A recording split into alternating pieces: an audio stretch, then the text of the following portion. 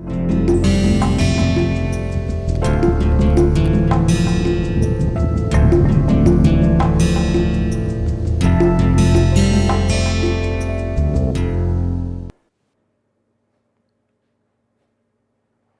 friends, welcome to the course Essentials of Data Science with R software.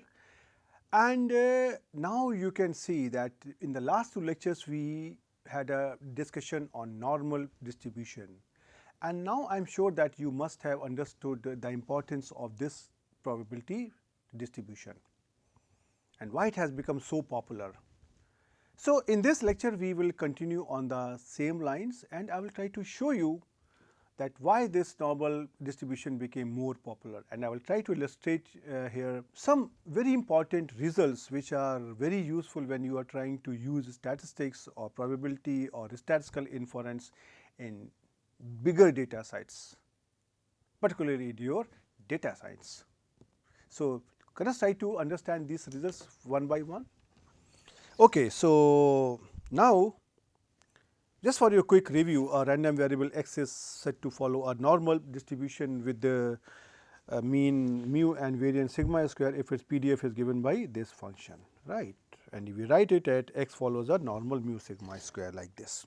Now I come to our main job. Now here we are trying to find out the distribution of the arithmetic mean. It is very important because you will see that one of the basic objectives in statistics and data science is to compute the or to find out the central tendency of the data, and for that we have to compute value statistics like as arithmetic mean, median, mode, geometric mean, harmonic mean or anything else, and all these things they are going to be based on the x1, x2, xn, right. So that is why we need this result over here. So we assume here that the random variable x is following a normal mu sigma square distribution, and now we consider here a random sample, right. Now this random sample is here x1, x2, xn. So you have to be careful here that I am using here this symbol here x, right. So once I say this is a random sample, that means all the observations are independent and identically distributed, and every observation is coming from a population normal mu sigma square. Remember, every observation is coming from the population which have got the same mean and same variances. Now in case if you try to compute here the value of arithmetic mean of this observation, so that is going to be simply x bar is equal to 1 upon n summation I goes from 1 to n xi.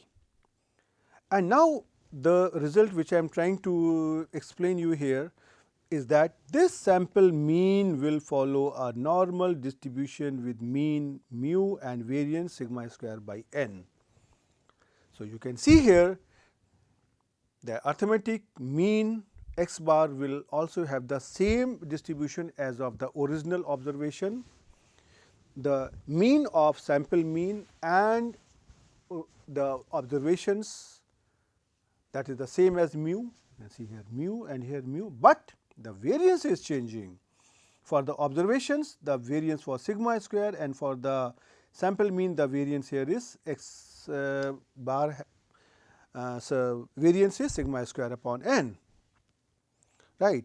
So now you can see here that the variance is sigma square upon n, that means this is smaller than the variance of x. That is a very important property. But now first we try to understand how are we getting this result. So suppose if you want to find out expected value of x bar, that will become here 1 upon n summation I goes from 1 to n expected value of xi, and expected value of xi here is simply mu. So you can see here this is simply here 1 upon n summation I goes from 1 to n mu, and this will come out to be here n times mu upon n, which is here mu. And if you want to find out here the variance of x bar, that will become here the 1 upon n square summation I goes from 1 to n variance of xi plus, yeah, there will be some covariance terms also, but covariance will become 0 because these observations are independent. What is called this quantity COV? This is actually here the covariance. Up to now we have not covered it, but very soon we are going to cover it to understand it. But at this moment you can assume that this is some statistical measure, right. And that is a very simple thing. If you want to define here the covariance between here xi and xj, this is simply here expected value of xi minus x bar into xj minus x bar. So, you can see that this is a quantity like variance, as the variance is trying to indicate the variability of the observations. So, covariance is going to indicate the covariability of the observation, but do not worry, we will consider it in more detail. Right. So, once these observations are independent, then this covariance term becomes 0, and that is what I have used here. So, now you can see here this quantity becomes 1 upon n square, I goes from 1 to n sigma square, and this becomes here sigma square upon n. Right. And you can also see here that because this capital X bar, this is a linear function of the normally distributed random variable. So, this is also going to follow the normal distribution. So, I can say here the distribution of x bar is normal with mean here mu and variance sigma square by n. Right. And in case if I try to extend this result, that instead of considering here say here only summation xi, in case if I try to consider here summation ai xi, where a1, a2, an are some real numbers, then this result can be extended to that this linear function of normally distributed random variable summation I goes from 1 to n, ai xi will follow a normal distribution with the mean, which is summation I goes from 1 to n ai mu I, and variance summation I goes from 1 to n ai square sigma I square. Right. So, that is the result which possibly you will be using many times. Okay, now I come to one more aspect. You know, we have done the binomial distribution whose probability mass function is n choose x p raised to the power of x 1 minus p raised to the power of n minus x. Now, you can imagine that that computation of n choose x will become difficult if the value of n or say x they become very high. And in those cases you can also believe, or you must have experienced that computing the probability like n choose x p raised to the power of x 1 minus p raised to the power of n minus x etc., they are computationally expensive, right? And they are not so straightforward things. These are not so straightforward concepts that can be applied directly. So, the question comes that when you are trying to deal in a situation where the binomial probabilities are difficult to compute, then what should you do? In such situation, the normal distribution comes to our help, and normal distribution helps in approximating the binomial probabilities. So, that is what I am going to now discuss. Right. So, normal distribution can be used to approximate the binomial probabilities for cases in which the n is large. And just for the sake of example, we can consider the histogram in which each of the bar is going to indicate the binomial probabilities. Now, suppose if the area under each of the bar that can be approximated by a normal density function, which is a smooth curve actually like this one, right. Then how to get it done? One thing what you have to keep in mind, that normal is a continuous distribution and whereas binomial is a discrete distribution. So, obviously a basic issue comes to our mind that how a continuous random variables distribution can approximate the probabilities of a discrete random variables probability mass function. Right. So, well, we can do it, but for that we need to first understand a basic fundamental concept that is needed to approximate the binomial probabilities by the normal distribution. And for that we try to make some sort of a small adjustment in the computed values, which is called as here continuity correction. So, what is this thing? First we try to understand. Well, suppose this green color is the data that you are going to obtain, and now you will get here a histogram which is here. Now you are trying to approximate this histogram by a normal curve. So, this normal curve here is given by this blue color, right. So, and these values, the values on which the histogram has been created, they have been generated from a normal distribution with n equal to 10 and p is equal to 0.5, right. And now if you try to create this normal curve, or in the first step we try to create here a smooth curve. For that what we try to do? We try to first mark the midpoints of the bars of this histogram, like this one, right, and then we try to join them by a smooth curve, what is here indicated by the blue color curve. Now, but when you are trying to do it, you can see here that the area under the curve will be only that area which is under the blue color curve. Now, what is really happening is the following. Means if you try to look at, suppose, this part, the curve is passing through here like this one. So, area under the curve will be only this one, but this is the part which is actually left, and if you try to magnify it, it will actually here look like this one, right. So, what is really happening, that you can see here that this part is ignored, but on the other hand there is here some part which is unnecessarily included, because that was not covered by the histogram. And in histogram actually you assume that all the observations which are lying inside the bar, they are assumed to be concentrated at the midpoint. For example, means if you try to say, for example, if you try to look here in this particular bar, what is happening? This is here something like 4.5 and 5.5. So, all those values which are lying between 4.5 and 5.5, they will be scattered here like this, right. But what are you assuming? That all these values, they are assumed to be concentrated at the midpoint 5.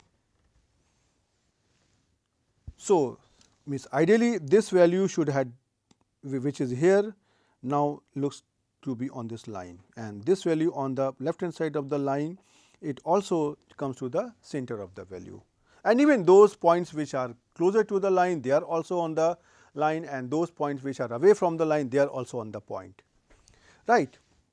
So, now what to do? So, what we try to do here, that we try to consider the 2 points on the left hand side and right hand side of the value x, right. For example, if you try to look into this picture here, this is here x, this is here x minus 1, and this is here x plus 1.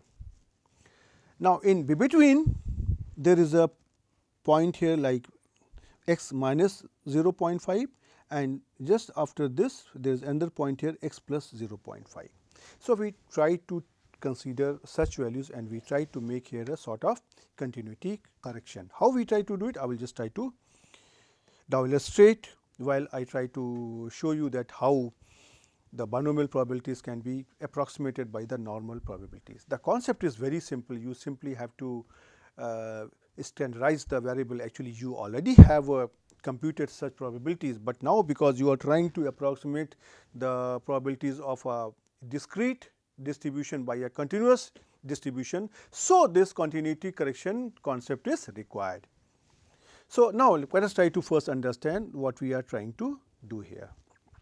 Let x be a binomially distributed random variable with parameter n and p. So, in this case you know that if x is binomial NP, then its mean is given by NP and variance is given by NP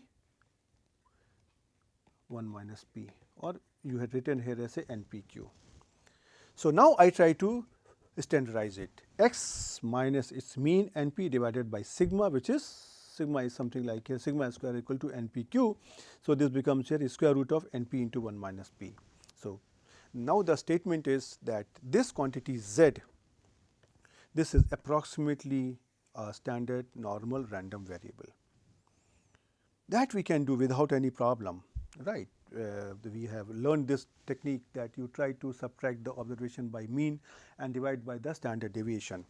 So, to approximate this binomial probability with the normal distribution, now we try to make a continuity correction before we try to use it. So, you can write down here you want to find out probability that x is less than or equal to x, but now we try to find out here probability that x is less than or equal to x plus half, and this half is coming from here,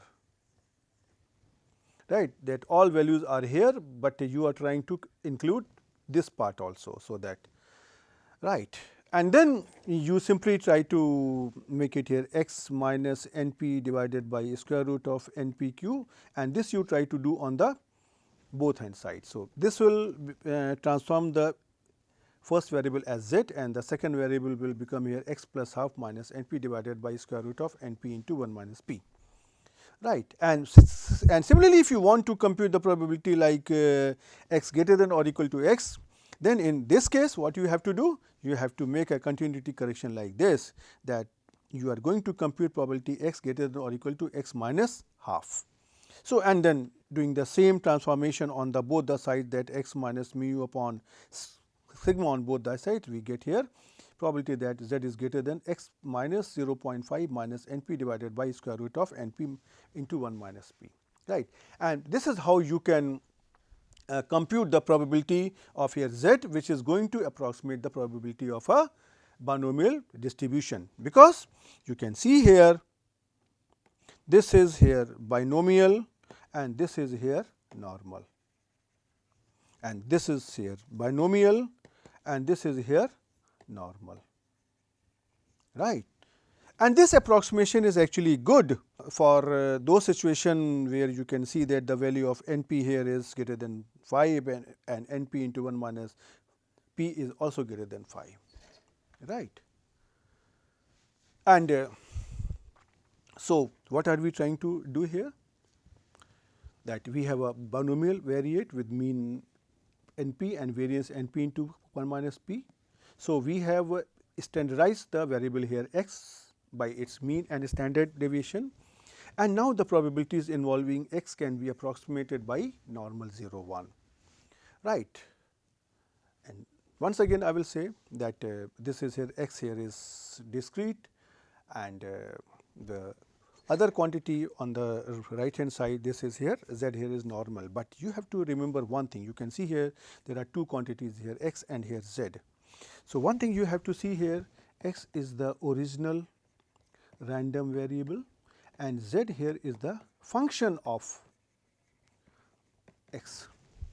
So, definitely sometime people get confused how one can approximate the probabilities of a discrete random variable by a continuous random variable. It is not like that. You are trying to use different types of probability density function.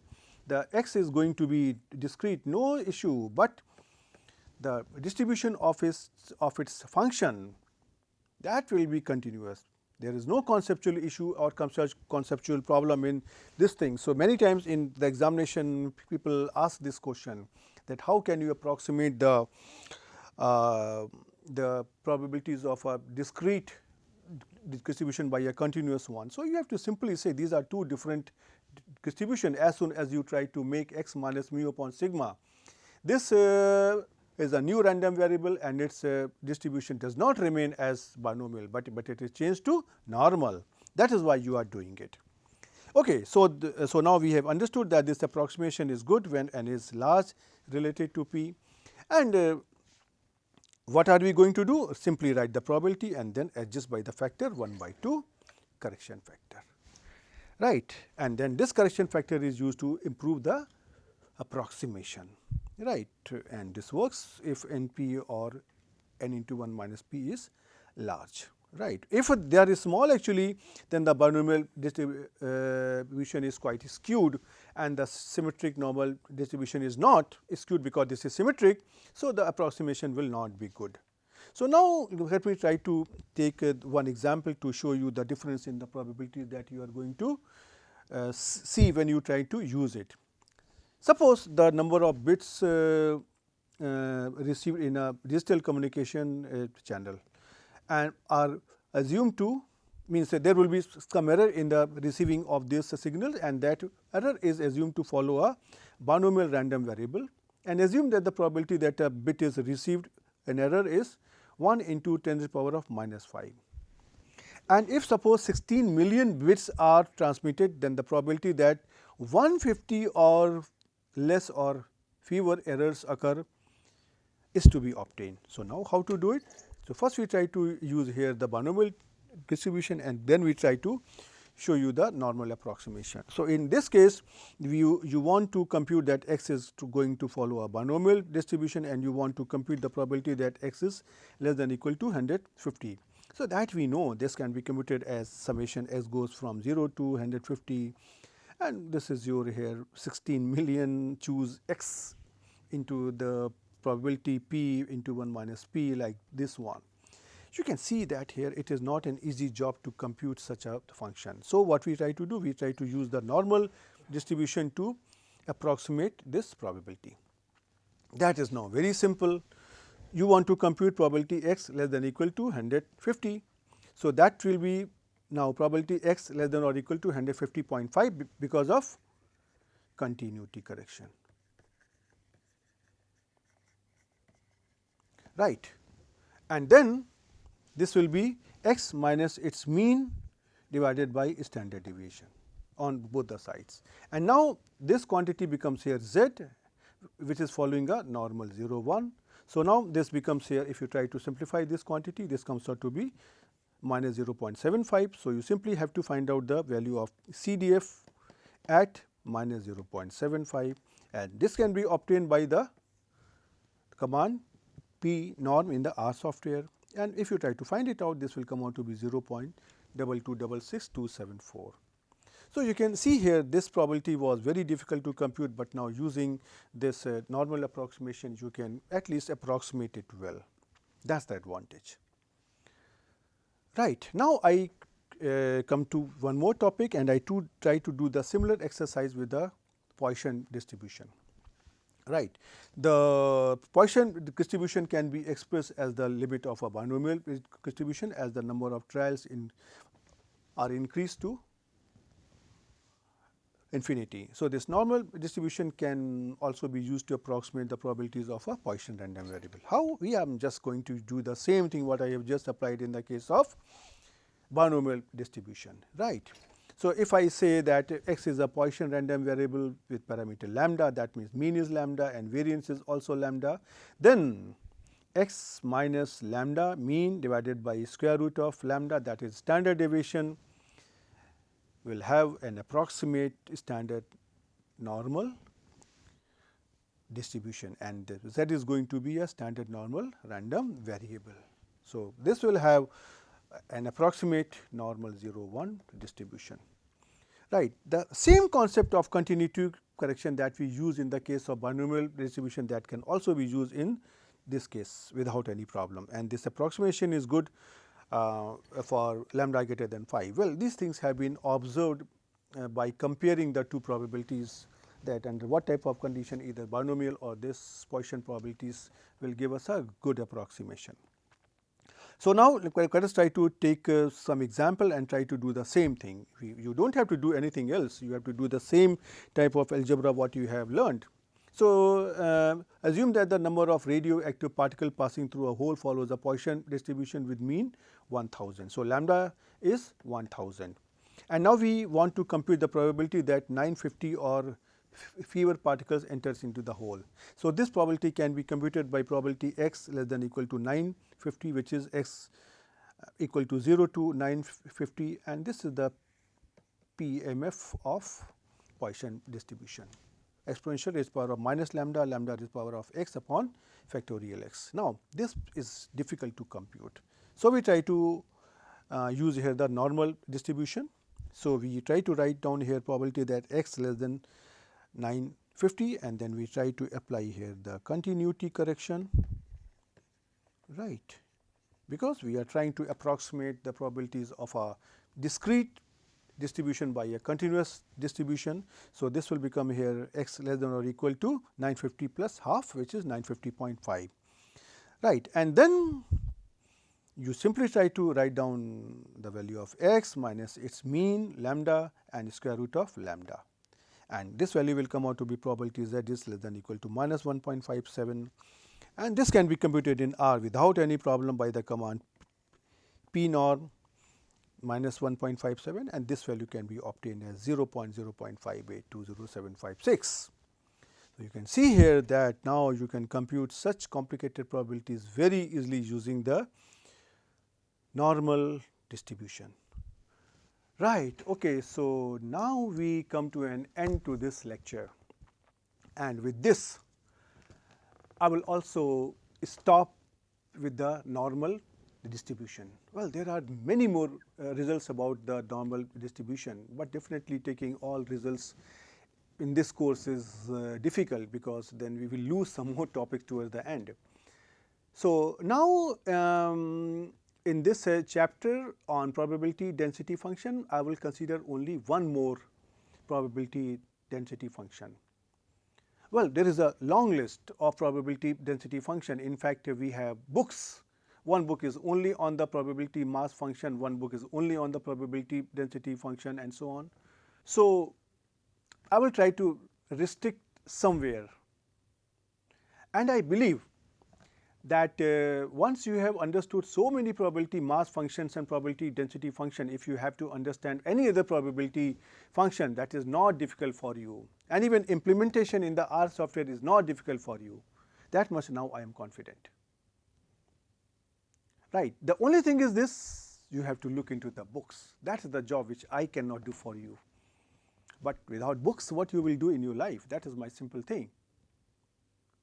So, why don't you try to look into books, try to see what are some other different types of probability mass functions, probability density function, and try to see under what type of conditions, under what type of experiments they can be used. That is the most important part for you to learn. And in data science, this is very important, because you are trying to deal with very huge data sets. The data is just coming and coming. You have no idea. So, these types of approximation, these types of probability density function, etc., they are the only ways which can rescue you.